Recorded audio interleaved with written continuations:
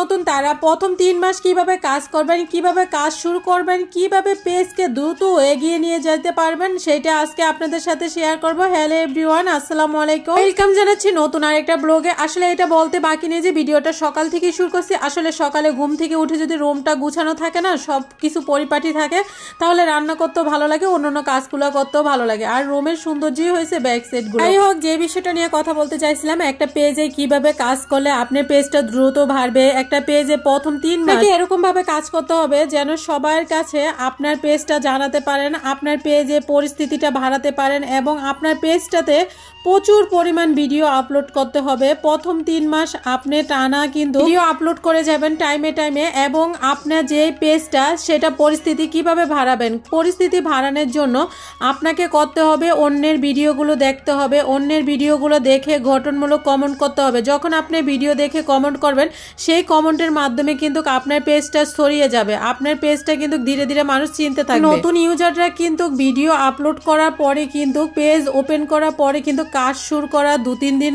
না হতেই তারা সবসময় হতাশ হয়ে যায়, কেন ভিডিওতে ভিউ নাই।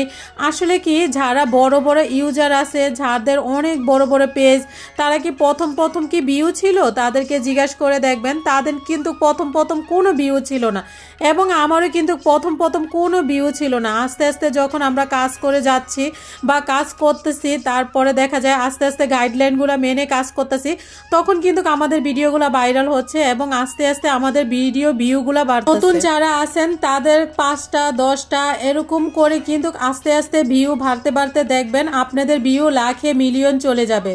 তার জন্য করতে হবে আপনাদের ধৈর্য ধরে ফেসবুকের গাইডলাইনগুলো মেনে কাজ করতে হবে। যে ফেসবুকের গাইডলাইনগুলো মেনে কাজ করবে তার সফলতা দেরি হলেও কিন্তু সফলতা ইনশাল্লাহ আসবে। আপনি যদি শুরুতে যদি গাইডলাইনগুলো ভঙ্গ করেন, তাহলে কিন্তু আপনার পেজে কোনো সেটআপই পাবেন না। অবশ্যই সবসময় চেষ্টা করবেন ফেসবুকে কাজ করতে, শুরু থেকে আপনার ফেসবুকে যে গাইডলাইনগুলো আছে গাইডলাইনগুলো মেনে কাজ করা। লাইনের ভিতরে পরে মিউজিক কখনো অ্যাড করবেন না, আর অন্যের ছবি ডাউনলোড করা এটা কখনো দিতে পারবেন না পেজের ভিতরে। এবং কি আপনার পেজে কোনো পলিসি ইস্যু না আসে, এরকম ভাবে আপনার পেজটাকে সুন্দর করে গ্রো করতে হবে। এভাবে আপনাকে টাইম মেনটেন করে সবসময় ভিডিও আপলোড করতে হবে। ফেসবুকের গাইডলাইনগুলো যে রুলসগুলো আছে সেইগুলা মেনে আপনাকে কাজ করতে হবে। তো আপনি যদি এগুলা মেনে কাজ করবেন, তাহলে দেখবেন আপনার ভিডিওগুলো কিন্তু আস্তে আস্তে ভিউ হবে এবং ভাইরাল হবে। আর এই যে বললাম, প্রথম 3 মাস আপনি এদিক না দেখে টানা নিয়ম মতো আপনি পেজে ভিডিও আপলোড করে যাবেন। একদম যারা নতুন আছেন, ভিডিও দেওয়ার পাশাপাশি আপনার ভিডিওটা কোয়ালিটিটা চেঞ্জ করতে হবে। আপনার ভিডিও কোয়ালিটি যদি সুন্দর হয়, ভিডিও কিন্তু তত মানুষ পছন্দ করবে এবং তত ভাইরাল হবে। তো আপনার ভিডিও কোয়ালিটিগুলো যদি সুন্দর না হয়, তাহলে আপনার ভিডিও সবাই দেখবে না। তাই চেষ্টা করবেন ভিডিও করার ক্ষেত্রে একটু লাইটিং ব্যবস্থা রাখার জন্য, স্ট্যাম্প ব্যবহার করার জন্য।